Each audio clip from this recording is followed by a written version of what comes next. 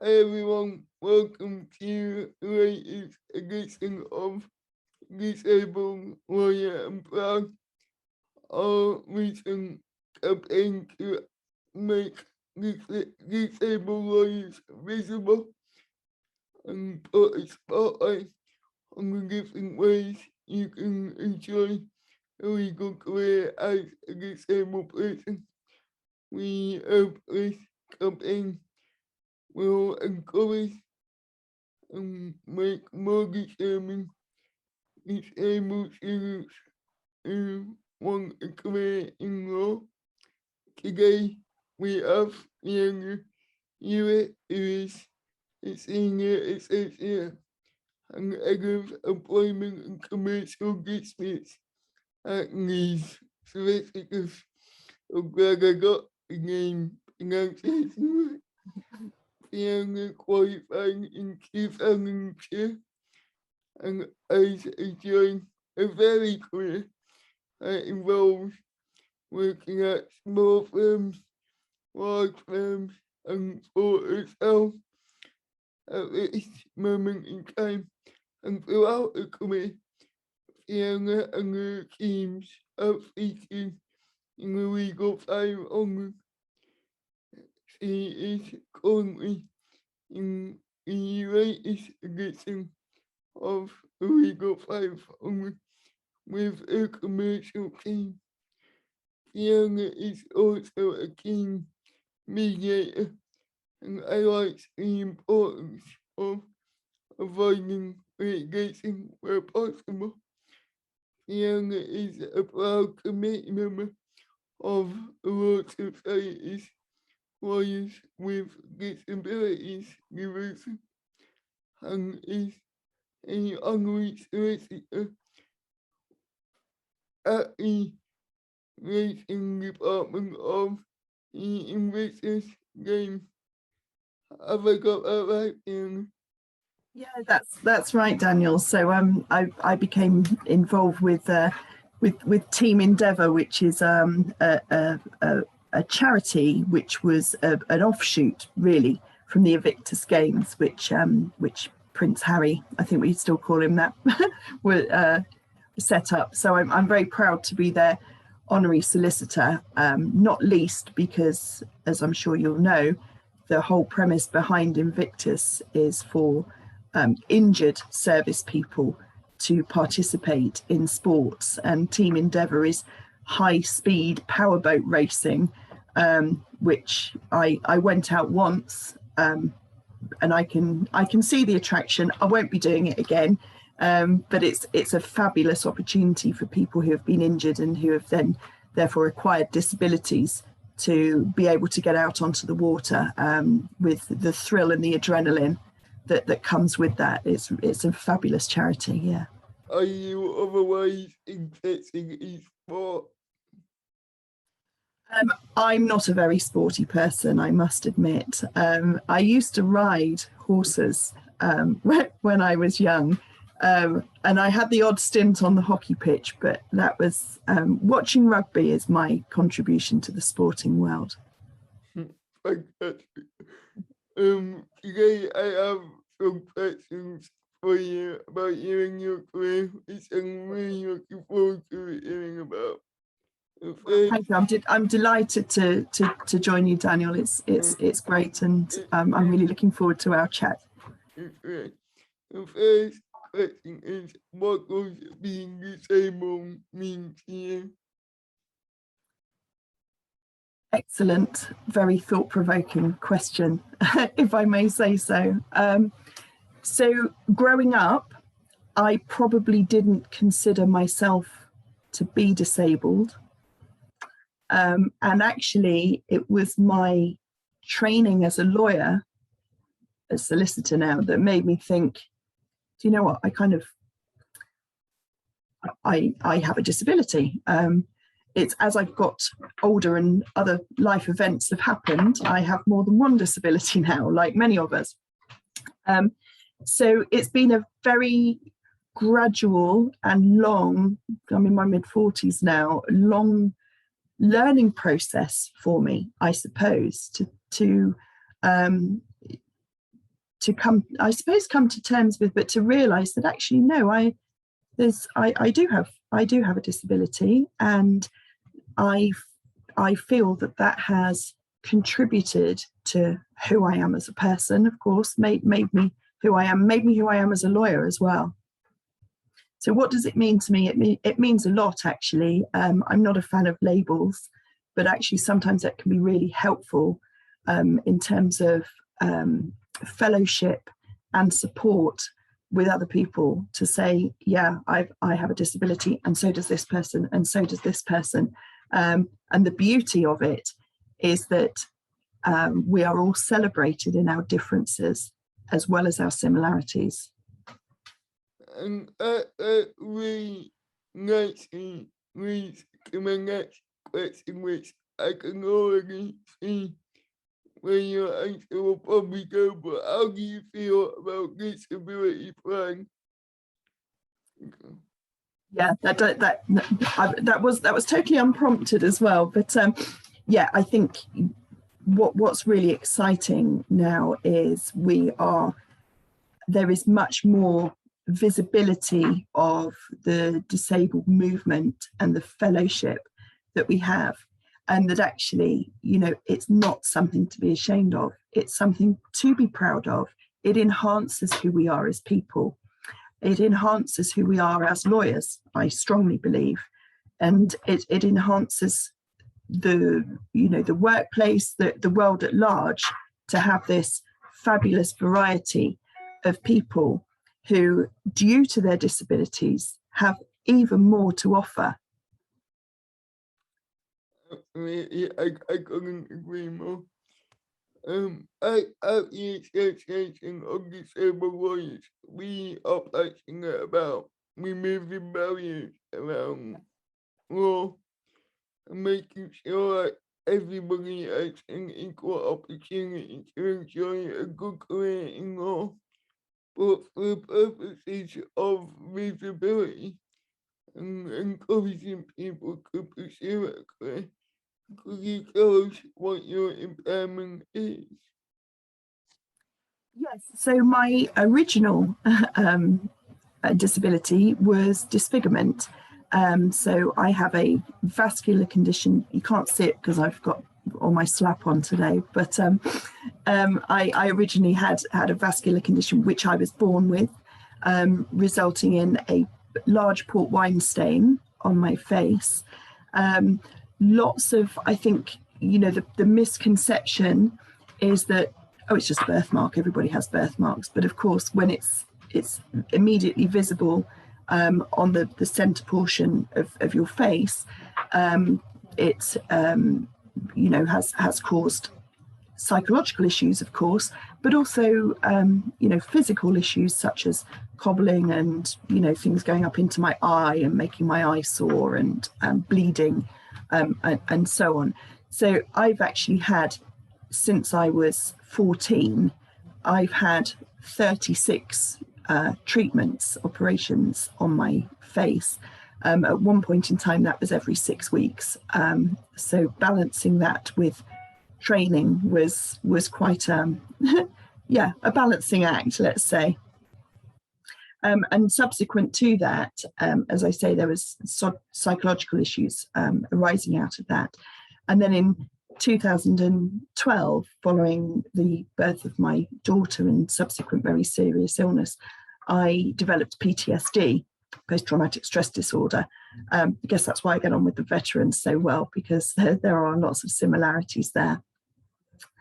And subsequent to that, that can, as I'm sure lots of people know, can manifest in lots of different ways, including physical symptoms.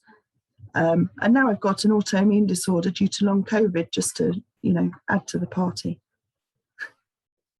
Throughout your career, you've obviously demonstrated a high level of resiliency to be able to manage your impairments and have a successful career in law.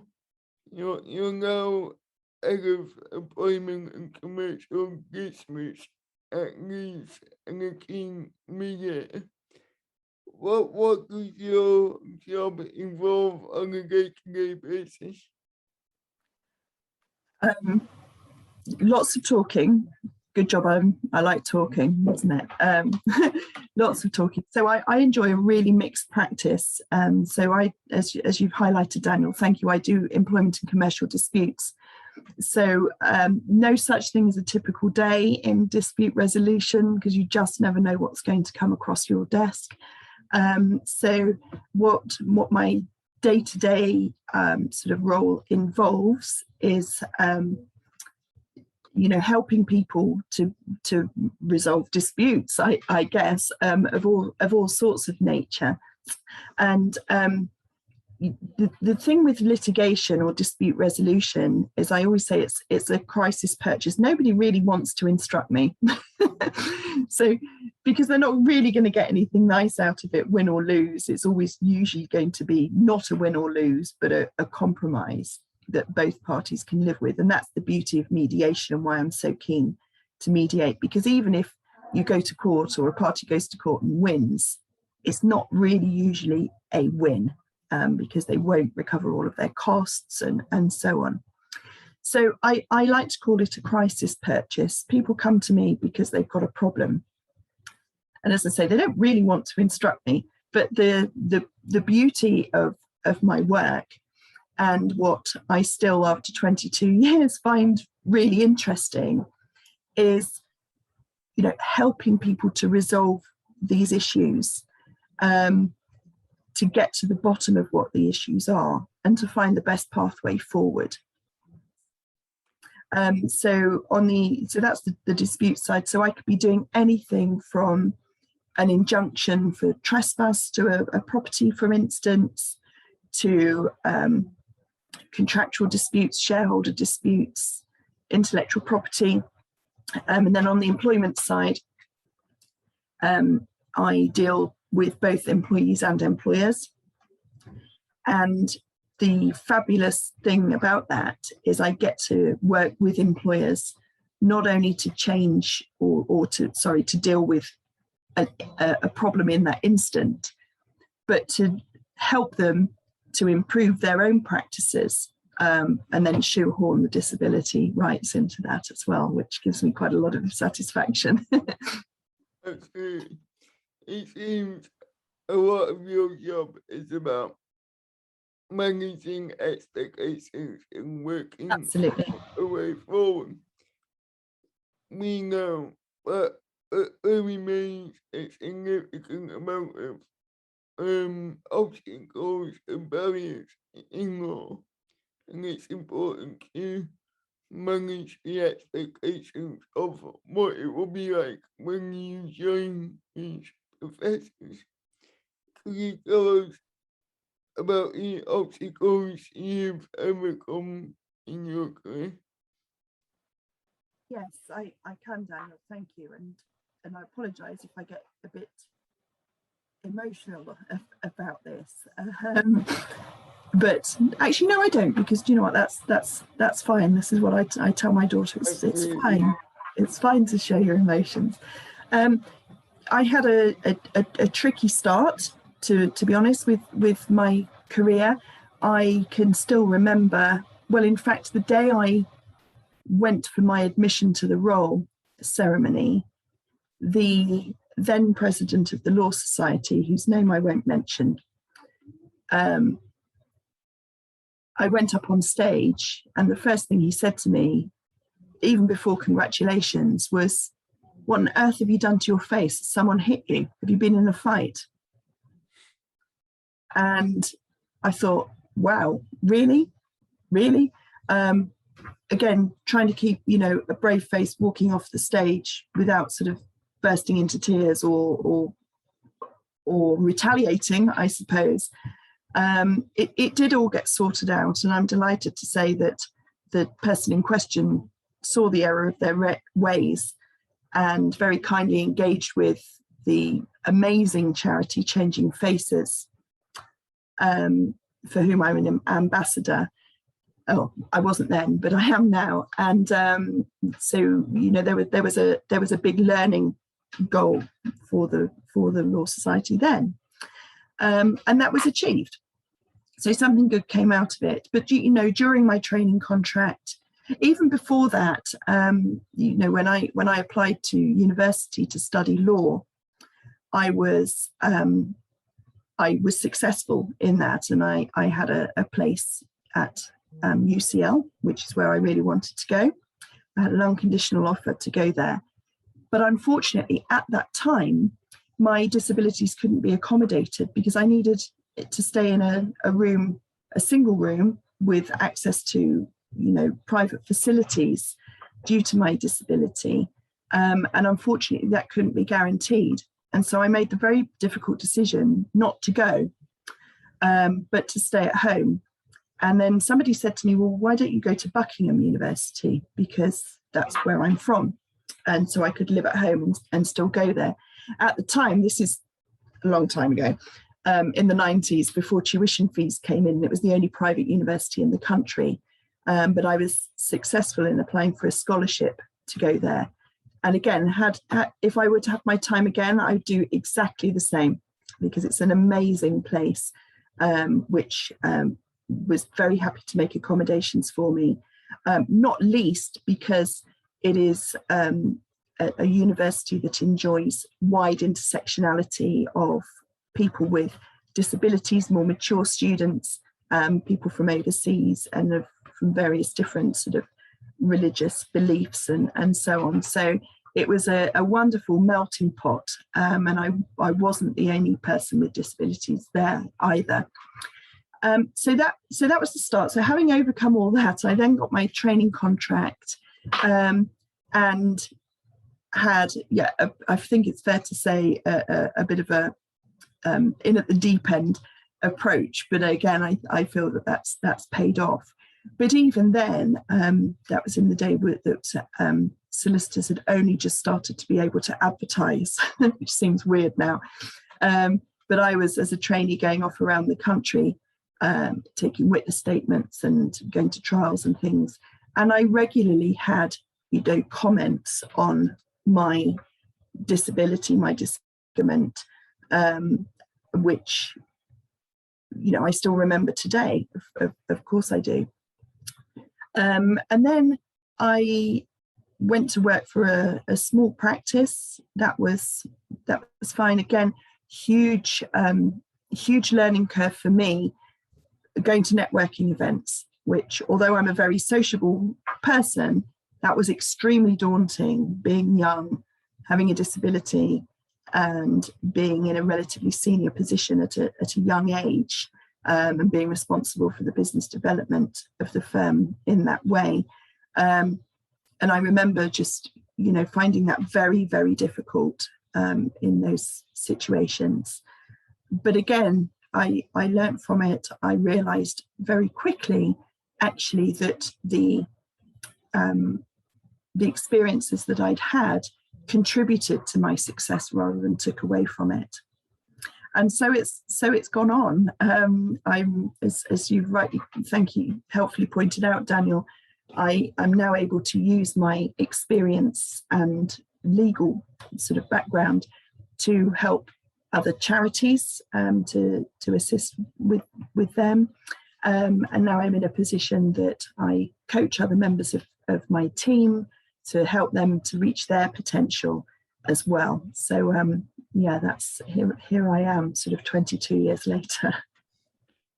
It's a shame you experience the difficulties you have during parts of your career. But what I like about your answer is you demonstrate how you can use that experience not only to your benefit, but also the benefit of others. If it is remarkable. If you haven't mentioned it already, what is the best experience of your career been? Wow. That's a really good one. I need to think about that. I suppose most people, I don't know, many people I suppose would say, you know, making partnership or doing this or doing that. I think the best part of my career is probably now, because I'm in a place that is supportive of my sort of little foibles, I suppose, and gives me the opportunity to do my charity work and what have you.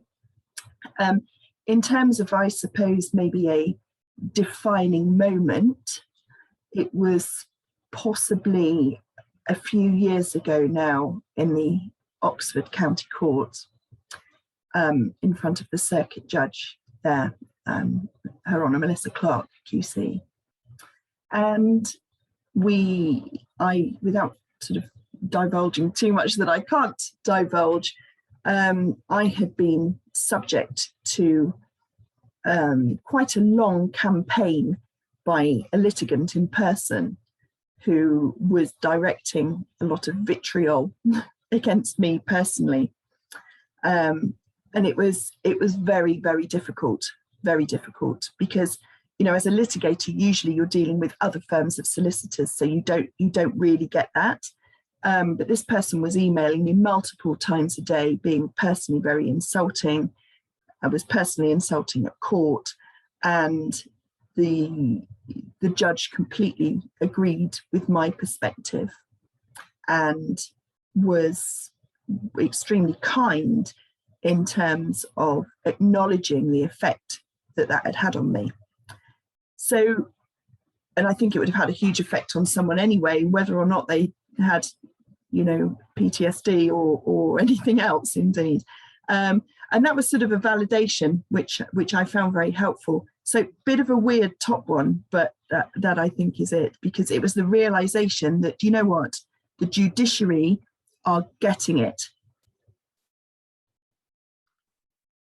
And I also think it shows how far a little bit of kindness can go. And in most legal professions, it's very intense, it's very to the point. And I think that little bit of kindness went a long way for you. I totally agree, Daniel. I mean, I sometimes joke with people that I argue for a living, but that is the truth. And actually, I think that can, in itself, that can take its toll on anybody, but particularly where you have a sort of a pre-existing condition that perhaps predisposes you to finding that quite difficult to deal with.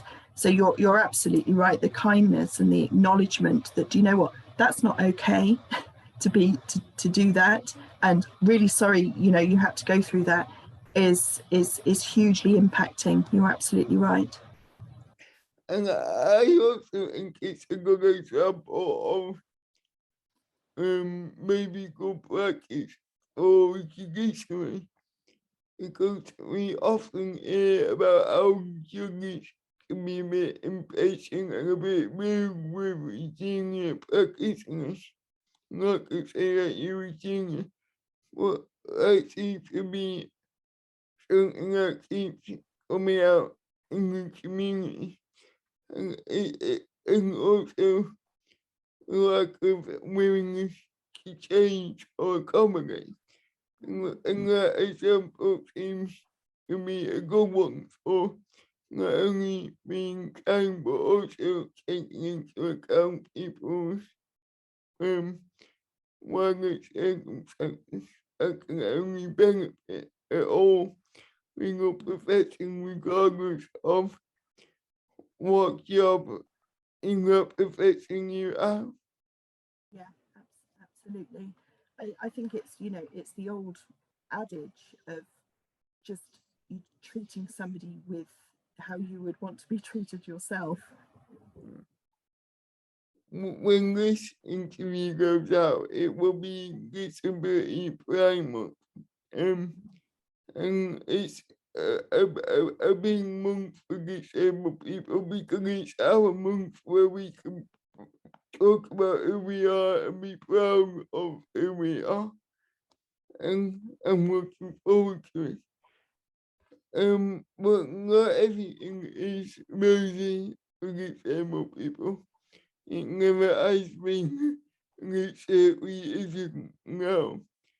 Um, what do you think about the current issues faced by disabled people? I know there are many issues. What's the one issue you feel most passionate about?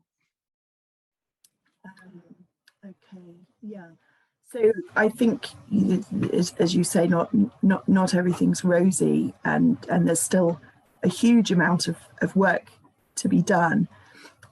I think that the main thing is that, sadly, in terms of what we lawyers would call protected characteristics, disability tends to be the poor relation. It comes right at the bottom of the list when people consider it.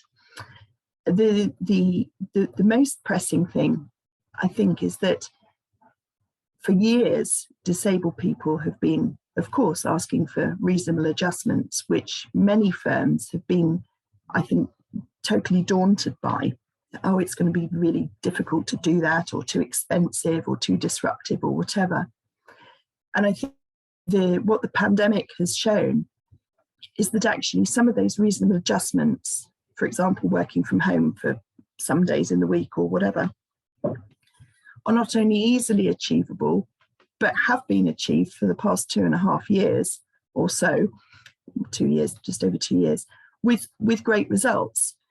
So I think in terms of the priorities and the pressing needs of people with disabilities is that there's a big trend I'm seeing in employment law at the moment to say, okay, well, business as usual, everybody back to the office, please.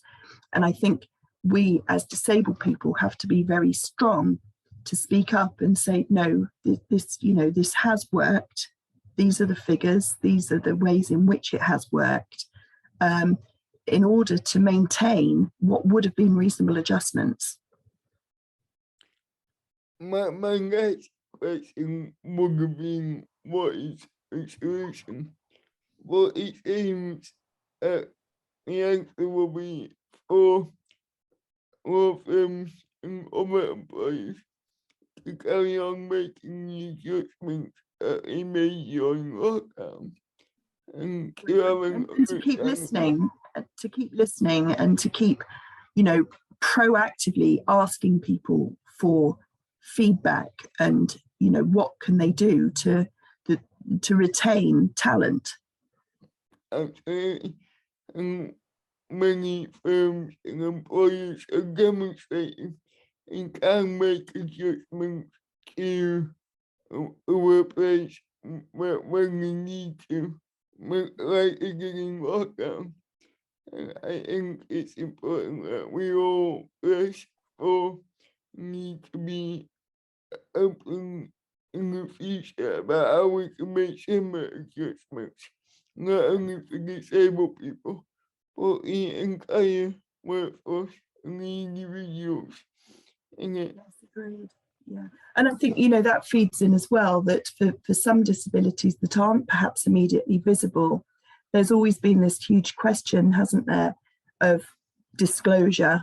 And, do we tell if there's something that's not immediately visible, or indeed an employer may not realise that something amounts to a disability, what do we do about that?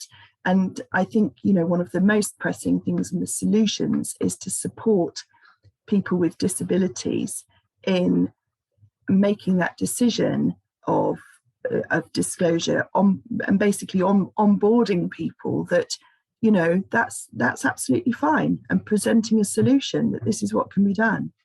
Yeah, absolutely. And my next question is probably the most difficult question of all. So I'm preparing you anyone. What do you think the future holds for disabled people?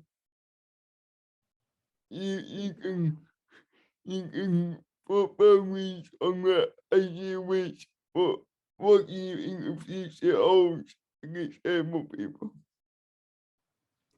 Lawyers in particular, I would like to think it's bright. As I mentioned, there has been huge progress, still not enough progress, but I think it's looking at the future for disabled people in the legal profession now in June 2022 is a lot brighter than I would have thought when I looked back in June 2002, for example.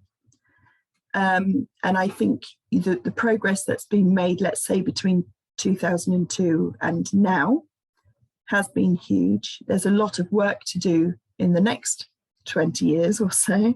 But I think that with the solidarity of the disabled legal professionals, we're really, with yourself, Daniel, and some other organisations, and indeed the Law Society, we are forming a really exciting and really powerful group of fabulous lawyers and fabulous allies who are going to ensure that actually we're demonstrating on a day-to-day basis that yes, we may have disabilities, but we actually have an awful lot to offer. And actually, we, as I mentioned earlier in our chat, that we have additional qualities and skills as a result of our disabilities that can be offered to the profession to enhance the profession and our ability to deliver legal services to clients and so on. So there is a long way to go, but I'm just delighted that we are more in a position to make our voices heard more now than we were, let's say, when I qualified. Absolutely, I really couldn't agree more. And for the people watching who might not be familiar with disability and law, I think it's important to point out, like you mentioned, we are a very close community. There are several different groups who operate in the disability in law arena, like the Association of Disabled Lawyers, Lawyers with Disabilities Division, or bar Endeavour. And what people might not realize is we work so closely together. We all know each other. We all support each other. We support each other's aims and objectives. And that's what I like about each community. Me too, Daniel. And I think this campaign, you know, will, I'm sure, help, and I know that's what we want to achieve in putting us all out there, making us more visible, so that we know, and younger people coming through the profession know that, oh yeah, there's somebody like me, or there's somebody who has a similar disability to me, or just there's somebody who has a disability, and to feel part of that community. I think it's so important. And the fact that we do work so closely together as well, I like what a tight community. It doesn't, you know, we all become supporters of one another, friends, and, you know, mentors, and all of this, which I didn't have when I qualified. I didn't know anybody else. It's brilliant. Unfortunately, I am running out of questions, and it's been a fantastic interview, and you shared some brilliant experiences that I'm sure people will benefit from. I really hope so. But what is your one thing that you would like people to take away with from this interview? That we're out there. There are people out there. We're here, as you were just saying, Daniel. You know, that the community is fabulously supportive. So please, you know, reach out and engage and get the support that's there that didn't used to be there. Thank you every interview. I certainly enjoyed it. This has been Fiona Hewitt from Neves Solicitors, where she is a senior associate and head of employment and commercial business. For people who don't know who I am the chair of the Association of Disabled Life. It's been a brilliant interview, and I look forward to seeing you for the next one.